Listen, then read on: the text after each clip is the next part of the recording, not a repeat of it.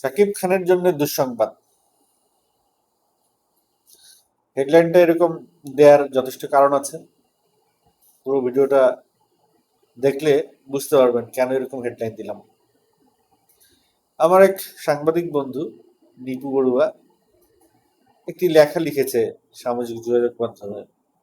সেই লেখাটি পড়ে আমার অনুধাবন হলো যে শাকিব খানের জন্য সামনে একটা দুঃসংবাদ আসতে পারে এবং সেই দুঃসংবাদটা প্রকটভাবে আসতে পারে। আপনাদের কন্টেন্টটা শুরু করার আগে একটা ঘটনা মনে করিয়ে দিই। আমাদের চলচ্চিত্রের কিংবদন্তি অভিনেতা মেগাস্টার উজ্জ্বল সাহেব যখন সরকার পতন হলো, যখন জুলাই আন্দোলনের মাধ্যমে আওয়ামী লীগের পতন হলো, যখন ইন্টারিম গভর্নমেন্ট আসলো, তারপরে যখন বিএনপি গভর্নমেন্ট আসছে এবং চলে আসলো, এই সময়টাতে কিংবদন্তি মেগাস্টার উজ্জ্বল সাহেব তিনি একটা আওয়ামী দোসর সার্চ লাইট চালালেন, আওয়ামী দোসর অভিযান চালালেন এফডিসিতে। কারা কারা আওয়ামী লীগের দোসর তিনি তাদেরকে চিহ্নিত করার চেষ্টা করলেন। সেইখানে তিনি শাকিব খানকে আওয়ামী দোসর বলে চিহ্নিত করেছেন। উদাহরণ হিসেবে তিনি টেনেছেন শাকিব খানের একটি ভিডিও, যেখানে শাকিব খান বলছিল আওয়ামী লীগের পক্ষে ভোট দেবার জন্য একটি বার্তা, নৌকায় ভোট দেবার জন্য একটি বার্তা। সেই ভিডিওকে সামনে তুলে এনে শাকিব খানকে তিনি আওয়ামী দোসর বলে চিহ্নিত করেছেন। এবার আসি মূল কথায়। সামনে প্রযোজক সমিতির নির্বাচন। এই নির্বাচনে আশারাম মনোনয়নপত্র কিনেছিলেন সভাপতির। তার কিছুদিন পরে উজ্জ্বল সাহেব মনোনয়ন কিনলেন সভাপতির। এখন আশারাম সাহেব কি করলেন? তিনি মেগাস্টার উজ্জ্বল সাহেবকে সম্মান দেখিয়ে সরে গেলেন। কারণ আশারাম মনে করেছেন তিনি একজন সিনিয়র ব্যক্তি, কিংবদন্তি নায়ক, একসময়ের মেগা স্টার, তাকে তো সম্মান দেখাতেই হবে, তিনি সভাপতি পদে নির্বাচন করবেন। উজ্জ্বল সাহেবের যে এলিজিবিলিটি, যে যোগ্যতা, সেই যোগ্যতা অনুযায়ী উজ্জ্বল সাহেবের আরো বড় পদ, আরো বড় জায়গায় যাবার কথা ছিল। তার যে মুভমেন্ট ছিল, সেই মুভমেন্ট অনুযায়ী বিএনপির উচিত ছিল তাকে এমপি পদ দেয়া। কিন্তু বিএনপি একটি সুন্দর কাজ করেছে, একটি চমৎকার কাজ করেছে। তাদের দলে কোনো অভিনয় শিল্পী রাখে নাই, মিডিয়ার কাউকে রাখে নাই। মিডিয়ার অনেকেই চেষ্টা করেছিল বিএনপির নমিনেশন নিয়ে বিএনপিতে যোগ দেবার বা বিএনপির নির্বাচনে আসার, কিন্তু কাউকেই সুযোগ দেয় নাই বিএনপি।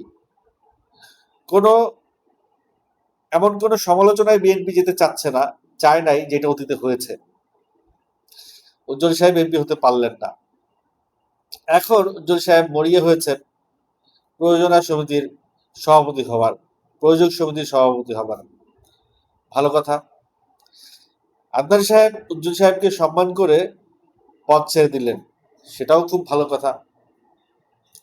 কিন্তু একবার ভেবে দেখেন যে প্রযোজক সমিতির সভাপতি না হয়ে, যে শিল্পী সমিতির কিছু না হয়ে, যে বিএনপির কিছু না হয়ে, বিএনপির বড় কোনো পদ না পেয়ে এফডিসিতে এসে শাকিব খানকে আওয়ামী লীগের দোসর হিসেবে চিহ্নিত করেছে, সে যদি প্রযোজক সমিতির সভাপতি হয়ে এফডিসিতে আসেন, তাহলে তো আগামীতে আবার শাকিব খানকে এফডিসিতে নিষিদ্ধ ঘোষণা করবেন।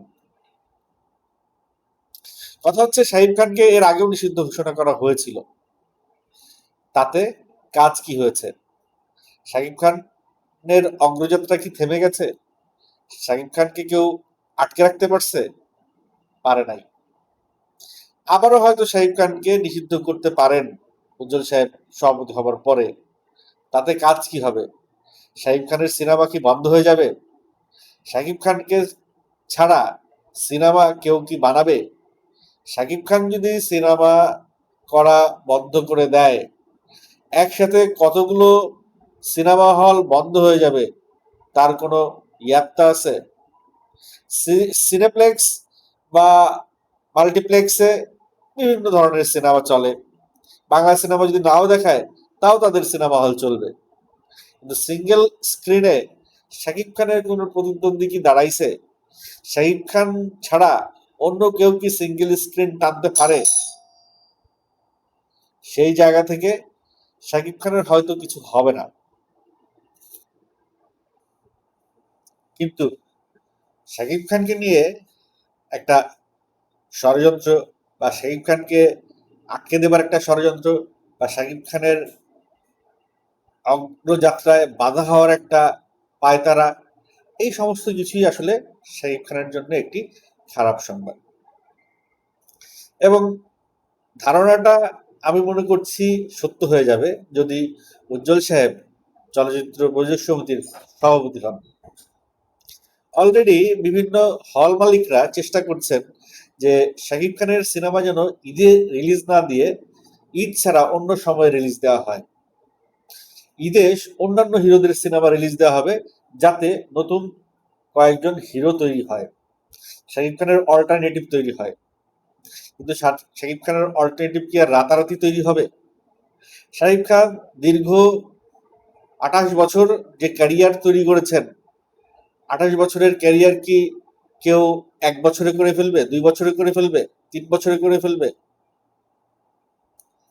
যদি শাকিব খানের প্রতিদ্বন্দ্বী কাউকে দাঁড় করাতেই হয়, তাহলে শাকিব খান যে সিনেমাগুলো যেই বাজেটে করেন তার রেমুনারেশন বাদ দিয়ে ওই সিনেমায় যে পরিমাণ অর্থ খরচ হয়, যে পরিমাণ বাজেট খরচ হয়, ঠিক ওই পরিমাণ বাজেটেই সিনেমা নির্মাণ করতে হবে। যেমন একটা চেষ্টা করেছিল রাক্ষস সিনেমায় সিয়াম আহমেদকে নিয়ে। সিয়াম আহমেদকে নিয়ে একটা ডাইভ দিয়েছিল বরবাদের প্রযোজনা প্রতিষ্ঠান, বাজেটের কোনো কমতি রাখে নাই। যখন যেখানে যত টাকা লেগেছে ব্যয় করেছে, যদিও তার সেই অ্যাটেম্প্ট ব্যর্থ হয়েছে, কিন্তু ব্যর্থ হলেই যে এই অ্যাটেম্প্ট ছেড়ে দিতে হবে তা না। এই ধরনের অ্যাটেম্প্ট পুনরাবৃত্তি হবে, পুনরাবৃত্তি করতে হবে, বারবার চেষ্টা করতে হবে, তাহলেই কয়েকটা হিরো দাঁড়াতে পারে। একটা সিনেমা রাক্ষসের মতো অনেক বাজেট দিয়ে বানাবেন, আর একটা সিনেমা এমন বানাবেন যে সিনেমাটা দেখতে মনই চাইবে না, সিনেমাটা দেখতে মগজেই মানে মননেই ঢুকবে না, তাহলে হবে না। শুধুমাত্র যে বাজেট তাই, শাকিব খানের মতো যে স্টারডম, শাকিব খানের মতো যে গ্রহণযোগ্যতা, সেই গ্রহণযোগ্যতাও তৈরি করতে হবে। যত্রতত্র ফিতা কাটবেন, যেখানে সেখানে বিজ্ঞাপন করবেন, যেখানে সেখানে গিয়ে উদ্বোধন করবেন, যে কোনো গল্পে গিয়ে ঢুকে যাবেন, অনেক কিছু আছে যেগুলো শাকিব খান ফলো করেছে তার এই ক্যারিয়ারটা বিল্ড আপ করার জন্য। সেই ধৈর্য, সেই কম খাওয়ার একটা ব্যাপার, সেই একটা একাগ্রতা, সেই একটা স্টাইল, সে নিজেকে পলিশ করার যে একটা মানসিকতা, অনেক কিছু লাগবে। এখন অনেক হিরো আসে ঠিক মতো কথাই বলতে পারে না, সে সিনেমার হিরো ঠিক মতো একটা বাংলা বাক্য বলতে পারে না, তার ডাবিং করাইতে হয় অন্য কাউকে দিয়ে, সে সিনেমার হিরো। এই ধরনের হিরোর উপরে কোটি কোটি টাকা বাজেট খরচ করে শাকিব খানের প্রতিদ্বন্দ্বী তৈরি করা যাবে না। আর শাকিব খানকেও নিষিদ্ধ করে বাংলা সিনেমাকে বাঁচিয়ে রাখা যাবে না।